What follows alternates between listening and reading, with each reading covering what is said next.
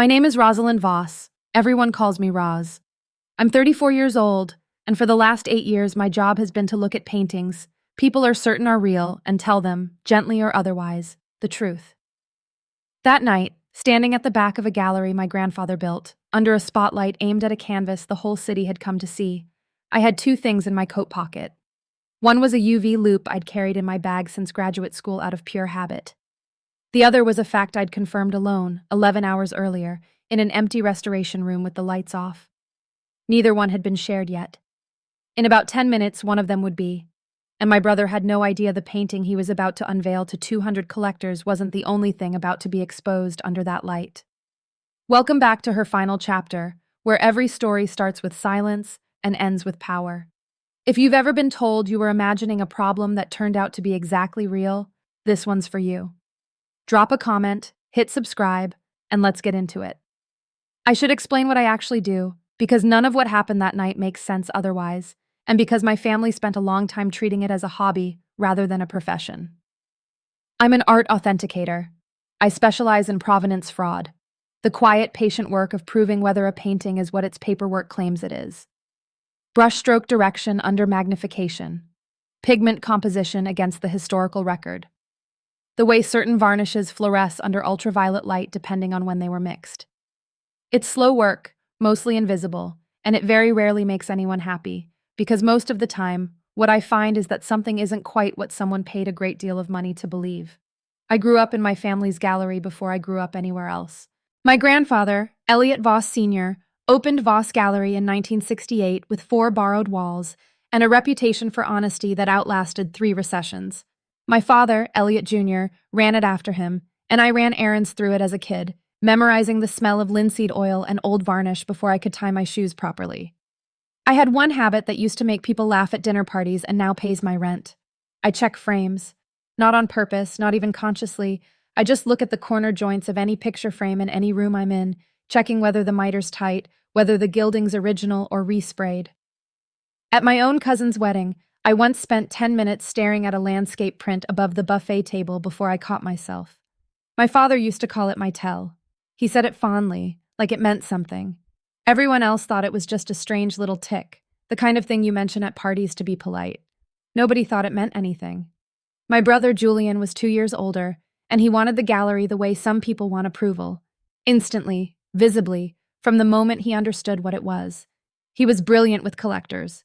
Warm, quick, effortless in a room full of money. He was never particularly interested in what was actually on the canvas underneath the frame. For most of my life, that difference didn't matter, because nobody made us choose between us. Then my father died, and somebody did.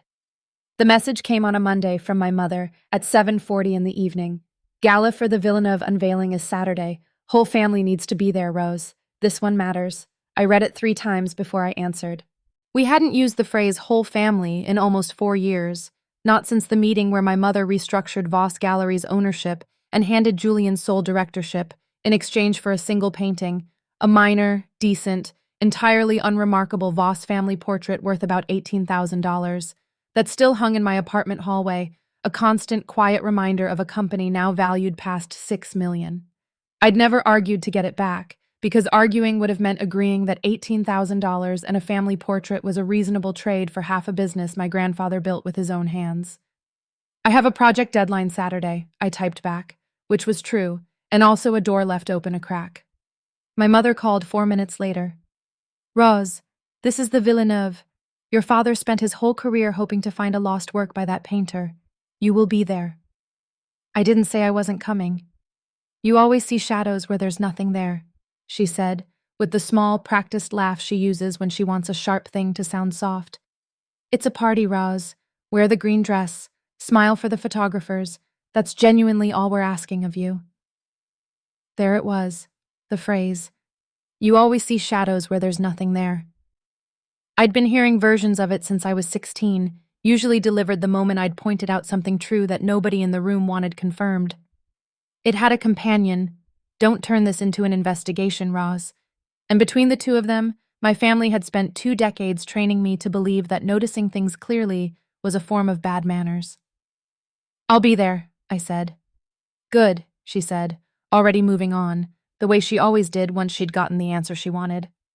Saturday, 7 o'clock. Don't be late, and don't bring your work face. To understand why a gala invitation felt less like a party and more like a summons, you have to understand what happened 4 years earlier and a little of what came before that. My father, Elliot, died in the spring 5 years ago, of a heart that gave out faster than any of his doctors expected. He left behind a gallery worth, at the time, close to $5 million in inventory, property, and reputation. His will. I have a certified copy, because I requested one myself the week after the funeral, when the way my mother kept steering conversations away from the subject made the part of my brain trained to notice inconsistencies start quietly cataloging them, named my brother and me as equal successors to Voss Gallery, 50% ownership each. His longtime attorney, a precise, unhurried woman named Diane Farrow, told me herself, standing outside the funeral home in a gray spring drizzle. Your father was very specific with me, Rose. He said Julian understood how to sell a room on a painting, and you understood how to know if the painting deserved it. He wanted both of those things protecting the gallery equally. His words, equally. Equally lasted less than a year. 11 months after the funeral, my mother called a meeting in the same back office where my father used to review new acquisitions every Thursday morning and told me, over coffee neither of us finished, that she'd simplified things for the gallery's sake. Julian would become sole director and majority owner. My shares would convert into the family portrait and a small cash settlement, so we could all move forward without friction. I asked, very calmly, how half of a $5 million gallery became one painting and $18,000. Julian's here every single day, Rose, she said, in the tone she uses for decisions she's already decided not to revisit. He's building relationships with collectors. You have your consulting work, your certifications, your own clients. This is simply what makes sense. Dad wanted it split evenly. He told me that himself more than once. Your father wasn't thinking about what the gallery actually needs to survive in this market, she said. You always see shadows where there's nothing there. This isn't personal, Rose. It's practical. I signed the release 3 weeks later. Not because I believed it was fair. I have never once, in 8 years of authentication work, signed off on a value I knew to be wrong, and I signed that one anyway, which still sits oddly in my chest some nights. I signed it because I was tired of being the only person in every room who thought fairness was measurable, provable, real, and not a suggestion you could revise whenever it became inconvenient. Here's what I never told anyone, not even Noor, my closest friend since graduate school, until nearly a year had passed. It was never really about the gallery, or even the money. I let it go because some small, stubbornly hopeful part of me believed that if I just stayed reasonable long enough, stopped seeing shadows, stopped making things difficult, eventually my mother would let me back into the family in some way that had nothing to do with ownership at all. I kept showing up to Julian's daughter's birthdays. I kept sending my mother articles about paintings I'd authenticated, hoping she'd ask one real question about the work. She never did. It was never about the gallery. It was about being allowed to matter without apologizing for it. I told Noor about the gala that night, sitting on the floor of my apartment with my back against the radiator, a habit from childhood I've never managed to outgrow. Don't go, she said, in the flat, already resigned tone she reserves for when she knows exactly what I'm going to do anyway. You don't owe them a Saturday night. You barely owed them the last 4 years. It's my father's life's work being unveiled. Your father's life's work handed you a painting and 18 grand for half a company and called it simplifying things. I heard her set her wine glass down hard enough to hear through the phone. Roz, you spend your career telling people the thing they paid a fortune for isn't what they think it is. You know exactly what it feels like when someone's rushing you past a detail they don't want you to look at too closely. I know. So why are you going? I didn't have a clean answer. I still don't entirely, except that some doors you keep walking back toward even after you know exactly what's behind them, because closing it yourself, permanently, on purpose, feels like a bigger decision than risking one more disappointment. I'm going, I said. Noor sighed, the specific sigh she gives right before she stops arguing and starts being useful. Then bring your loupe and the UV light. Not because I think you'll need it, because you never actually leave home without it, and tonight of all nights you should stop pretending you might. I laughed, assuming she was exaggerating. She wasn't, not really. I didn't understand that yet. The invitation had said gala. What I walked into Saturday evening, 3 blocks from the harbor, was closer to a product launch. There were valet attendants at the curb, a step-and-repeat banner with the gallery's crest, a string quartet tucked into the corner playing something restrained and expensive-sounding. Inside, the main room had been cleared of its usual rotating exhibits and reset entirely around a single easel at the center, draped in black velvet, spotlit from 4 directions. 200 people, easily. Press credentials at a check-in table, a red rope. I counted the champagne trays without meaning to, 11 circulating, because counting is what I do when I'm nervous, and by the time I'd handed my coat to the attendant, I already understood this wasn't the quiet, sentimental family evening my mother had described on the phone. She found me near the entrance, in a burgundy gown I'd never seen before. "You came. Good. We need you near the front for the unveiling photos." "What exactly is being unveiled?" "A newly attributed Constant Villeneuve," she said, already scanning the room for someone more important. "Julian spent 2 years authenticating it. It's the biggest acquisition this gallery's had since your father died. Please don't make this complicated." It wasn't a family gala. It was a launch event for a painting whose value depended entirely on its authenticity, in front of press, collectors, and buyers, and nobody had told me any of that until I was already standing in the middle of it. I want you to sit with that gap for a second, the way I always sit with the gap between a provenance file and the canvas it's attached to. Family Thing had become 200 guests, a press table, and a black velvet curtain. What I'd been told, and what was actually happening, were no longer the same shape.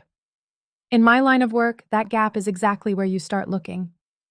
I found the restoration room before I found my brother, mostly out of old habit. I always want to see where a painting actually lives before I see it staged.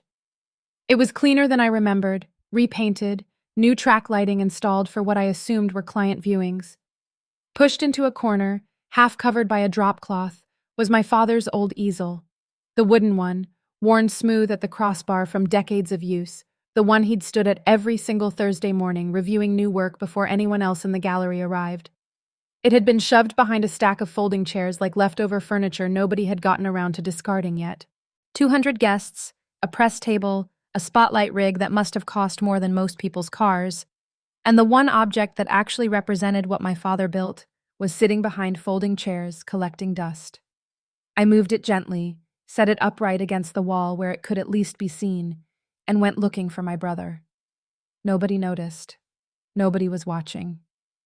I found Julian near the velvet-draped easel, laughing with a woman in a sharp black suit I didn't recognize, one hand resting lightly on the frame of the covered painting the way he does when he's already closing a deal. "Ross!" He said my name the way he says everything, like an announcement aimed at the room rather than a greeting aimed at a person. "You made it. Perfect. Camille, this is my sister. She does a bit of consulting in the art world." "Authentication," I almost corrected, and then didn't, because I'd already understood exactly what role I'd been cast in for the evening. Not an authenticator. A prop for the family legacy narrative. Camille shook my hand with the brisk, appraising grip of a woman used to shaking hands attached to large purchases. "Julian's told us so much about the discovery process. 2 years of provenance work. That's rare dedication in this market. Most galleries just want the sale." "It's rare," I agreed. "He's walked us through the technical file," Camille went on. "Full pigment analysis, canvas dating, everything. We're talking about a 7-figure acquisition tonight, if everything holds up under the appraisal committee." Something cold settled low in my stomach. Nobody had mentioned an appraisal committee to me, or a 7-figure sale, or 2 years of provenance work my brother had apparently conducted without once consulting the one family member whose actual job this was. "Sounds like a lot's happened since the last update I got," I said, keeping my voice light. Julian's smile didn't move, but something behind his eyes did. "You know how it is. Things move fast in this market." "Sure," I said. "I'd love to see the technical file sometime." "Roz." My mother had appeared at my elbow the way she always does, as though she'd been listening from 10 feet away the entire time. "Don't start." I didn't say anything. "You always find a way to turn an evening into an inspection." She said it lightly, the way you'd tease someone about a harmless little tick. The same tone she'd use for a person who always brought up the weather at the wrong moment. Two of Camille's colleagues laughed, not unkindly, but not kindly either, the kind of laugh that automatically sides with whoever's paying for the champagne, which, that night, was clearly not me. That was the first brick. I stepped away toward the back hallway, telling myself I needed air, and found the restoration room's side door still unlocked from earlier. I told myself I was just looking for a quiet minute. That's mostly true. What I found wasn't what I went looking for. On the counter beside the sink where the restorers rinsed their brushes was a small stack of lab results, the kind an independent materials testing service generates for pigment and canvas dating. I know what a complete, verified authentication file looks like. I've built dozens of them myself. This wasn't one. There were two separate spectral analysis reports. One, dated 9 months ago, flagging a synthetic titanium white pigment inconsistent with any painting from Villeneuve's claimed period, and a second, dated 6 weeks ago, from a different lab I'd never heard of in 8 years of doing exactly this kind of testing professionally, quietly omitting that finding altogether.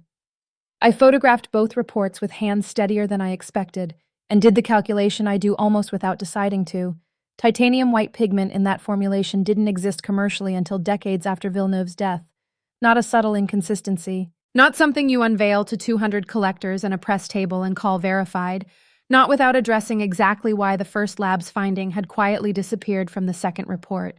I didn't know yet how deep the gap went, but I knew the shape of it. I'd built an entire career on that shape. I had simply never expected to find it standing on an easel with my family's name over the door. I went back out because staying in that room any longer would have looked exactly like what it was. My hands were steady. My face, I hoped, was too. I found my mother near the bar, and for one unguarded second before she saw me, she looked tired in a way I hadn't clocked before. Older around the eyes, a woman holding something she hadn't set down in a long time. It surprised me more than the reports had, that flicker of sympathy. Whatever had happened with this painting, I didn't think my mother fully understood how deep it went either. Mom. Roz. She tried to smile. It didn't quite land. Big night, isn't it? Bigger than I expected. I studied her for a second. You look tired. It's been a lot to organize, she said, and for one moment I thought she might say something honest. Then the event planner touched her elbow. Mrs. Voss, we're ready for the unveiling in 15. And whatever had almost surfaced closed back up, the way it always did. That was the second brick. Not cruelty this time. Something sadder. A woman too invested, or too afraid, to say a true thing out loud, even standing 3 feet from a daughter who'd just spent 10 minutes proving something in that gallery's newest acquisition, was badly wrong. Beatrice Calloway found me near the coat check a few minutes later, a longtime art critic and family friend, the kind of woman who'd known me since I was small enough to hide under exhibition tables. Roz, darling. She kissed both my cheeks, the way she'd done since I was a teenager. I haven't seen you since your father's memorial, I think. Isn't tonight extraordinary? Julian's really carried this gallery somewhere your father never quite managed. He's certainly changed things, I said, because arguing with Beatrice Calloway on the record had never once gone well for anyone. And what are you up to these days? Still doing your little authenticity thing on the side? My little authenticity thing. 8 years of licensure, a caseload that had prevented 3 major museums from acquiring forgeries before they ever went on public display, reduced, warmly, to your little authenticity thing, the same tone you'd use for a hobby involving stamps. Something like that, I said. That was the third brick. Small, almost affectionate. And somehow the one that stayed with me longest, because it came from a woman whose entire career depended on knowing exactly what my work actually was, and had simply decided it didn't matter tonight. The unveiling began 20 minutes later. Julian stood beside the velvet-draped easel with a microphone, my mother at his side for the photographs, Camille and the appraisal committee arranged in the front row. He talked about legacy. He talked about vision. He thanked the room for trusting Voss Gallery to bring a lost masterwork back into the light, after 2 years of the most rigorous authentication process this gallery has ever undertaken. And then, because the evening apparently wasn't finished handing me bricks, he found me in the crowd and said loud enough to carry to the back row and the press table both. And my sister Roz here, even though she's usually somewhere squinting at a canvas with a magnifying glass. She's always seen shadows where there's nothing there, our family's resident skeptic. I think tonight we can all agree, sometimes you just have to trust the work. Laughter, warm and easy and entirely at my expense. My mother beamed for the cameras. Beatrice Calloway chuckled into her champagne. She's always seen shadows where there's nothing there. Second time. Nearly word for word what my mother had said on the phone 4 days earlier. You always see shadows where there's nothing there, Roz. Now handed to a room full of press and collectors as a punchline, delivered by a man standing directly beside a painting I had photographic proof contained pigment that shouldn't exist. I didn't say anything. I lifted my glass a half-inch, the smallest gesture I could manage. But somewhere behind my ribs, the last of my hesitation finished dissolving completely. I thought about the 2 mismatched lab reports. I thought about my father's easel behind the folding chairs. And I thought, seeing shadows was never my flaw. It was the only reason I was standing in that room already knowing something none of them did yet. Stay with me here, because what happened next, I put together in about the time it takes a glass of champagne to go flat. I stepped away from the crowd 10 minutes before the actual unveiling, telling my mother I needed to check my coat. Instead, I went to the restoration room, where my bag, and the UV loupe Noor had insisted I bring, was still sitting exactly where I'd left it. I cross-referenced the unfamiliar second lab's registration against the State Materials Testing Licensing Board using my phone. It took under 3 minutes to confirm what I already suspected. The lab listed on the second report had been registered 4 months ago, with no prior testing history and a business address that traced to a private mailbox service 2 blocks from the gallery. Not a real materials lab. A stamp, essentially, wearing a real-sounding name. I didn't build slides. I didn't need to. I had something better. A handheld UV loupe, a portable blacklight the size of a pen, and 8 years of experience explaining in plain language exactly what a room full of strangers was looking at. I found Teddy, the event's young production coordinator, adjusting the spotlight rig near the easel, and asked him politely whether I could hand something up to the front for a small addition to the unveiling. Julian's idea, actually, a surprise for our mother. It wasn't quite a lie. It was an omission wearing a nicer coat. Teddy shrugged and cleared me a path toward the front without a second thought.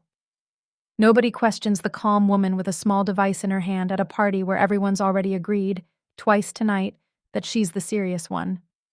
I didn't do anything yet. I waited.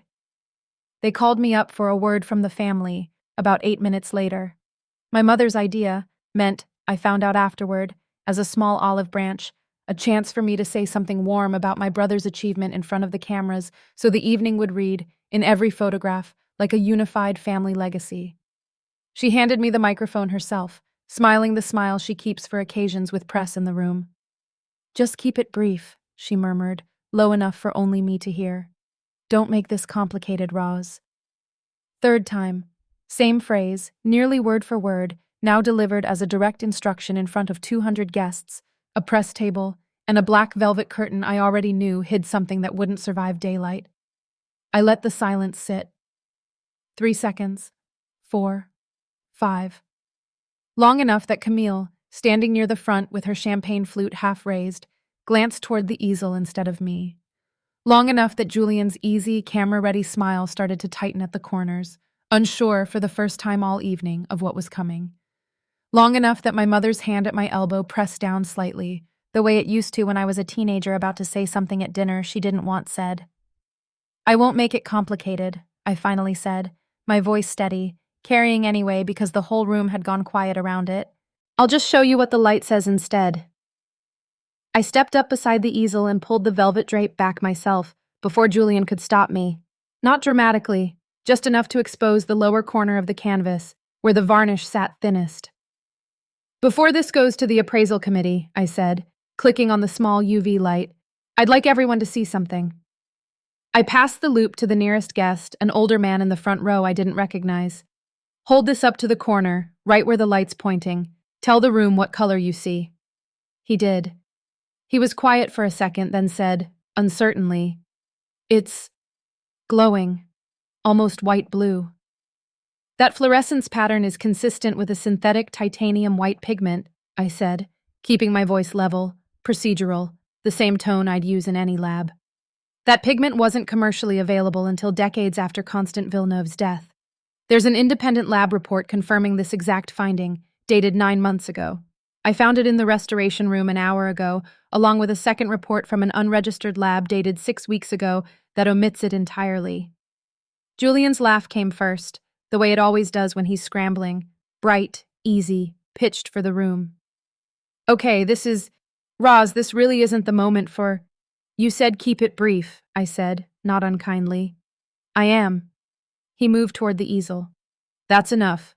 Someone get this covered back up. Two of the event staff hesitated, glancing between us, and in that half-second, Julian reached for the drape himself and yanked it back over the canvas. Except the loop was already circulating through the front rows, hand to hand, guest to guest, each person pausing to look and then looking back up at him with a different expression than they'd worn 30 seconds earlier. Covering the painting didn't undo what a dozen people had already seen with their own eyes. He tried again, louder this time, motioning for the microphone. This is a family disagreement, nothing more. Camille set her champagne down on the nearest table with a small, deliberate click that somehow carried across the entire silent room. Is there a second lab report? She asked me directly, not Julian. Her voice was calm, professional, the voice of someone who'd just realized which kind of evening this actually was. There is, I said. I have photographs of both. I haven't submitted anything to the appraisal committee yet. I wanted my family to hear it from me first, before I formally flag this to the materials testing board and recommend the acquisition be paused. The room was so quiet I could hear the quartet's cellist lower her bow. Julian found his voice last, thin and cornered. You don't get to do this. You haven't worked here in 4 years. I looked at my brother for a long moment, the boy who used to let me sit beside him at our father's easel on Thursday mornings, long before any of this, and said the only thing I had left to say, quiet enough that it didn't need volume to land. I never once said there was a problem tonight, Julian. I just showed everyone where the light doesn't lie. Camille's firm withdrew from the acquisition before the end of the night, along with 2 other prospective buyers who left without finishing their drinks. By Monday, the Materials Testing Board had opened a formal inquiry into the unregistered second lab, and the appraisal committee had suspended its review of the Villeneuve pending independent verification, language I recognized immediately because I'd requested variations of it myself, professionally, more times than I could count, just never about a painting hanging under my own family's name. The independent review, conducted 3 weeks later by a lab with no connection to my family at all, confirmed what the loop had already shown a room full of strangers. The painting was a well-executed forgery, likely produced within the last 15 years, its provenance file partially fabricated to support a 2-year sales pitch. The unregistered lab's owner, a former restoration assistant Julian had personally hired off the books, was named in the board's findings. Julian wasn't criminally charged. The gallery's insurers and its longtime collector base negotiated a quieter resolution instead, a public retraction, refunded deposits, and Julian's removal as sole director in favor of a board overseen jointly by outside trustees and, at Diane Farrow's insistence, me. My mother didn't call to thank me for stopping the sale before it closed. I want to be honest about that, because these stories don't always end with the clean, grateful reckoning everyone hopes for. She texted once, 4 days later. You humiliated your brother in front of the entire industry. I hope that felt worth it. I read it twice and didn't answer, because there was nothing in it I needed to argue with and nothing in it I needed to accept either. What I did get, about 2 weeks later, was a small parcel left with my building's doorman. Inside was my father's old easel crossbar, sanded, oiled, clearly restored by someone's careful hands, and a short, unsigned note in my mother's handwriting. He would have wanted you to be the one who caught it. I should have said that a long time ago. No apology for the shares, no mention of Julian. Just that, and the crossbar, sitting now against the wall of my own small studio, worn smooth exactly where my father's hand used to rest. I called Beatrice Calloway a week after that, mostly to see what the industry was saying.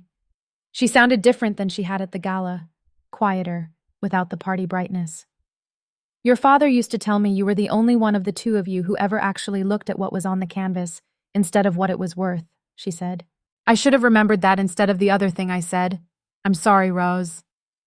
It wasn't a large moment. It didn't undo your little authenticity thing or the 4 years before it. But it was real, freely offered, and it mattered more than almost anything my mother had said. I didn't destroy my family's gallery that night under the black velvet curtain. I want to be clear about that because it would be easy to frame this as a triumph, and it wasn't, not entirely. I simply stopped standing quietly beside something I knew wasn't real, out of some old, worn-down hope that staying agreeable would eventually earn me a seat at a table that had already been reassigned to someone else. Everything that happened after that loop passed hand to hand, the inquiry, the retraction, the quiet restructuring, was already true before I said a single word. I didn't create the gap between the two lab reports. I just refused to keep smiling for the cameras standing directly beside it. That's the part I want you to take with you, if you take anything at all. Some forgeries hold up fine under warm lighting and a confident voice. It's only under the right kind of light that they ever have to answer for themselves. That's my story. If it meant something to you, drop a comment and tell me. I read every one. And if you want more stories like this, hit subscribe to her final chapter, because there's another one waiting for you next week.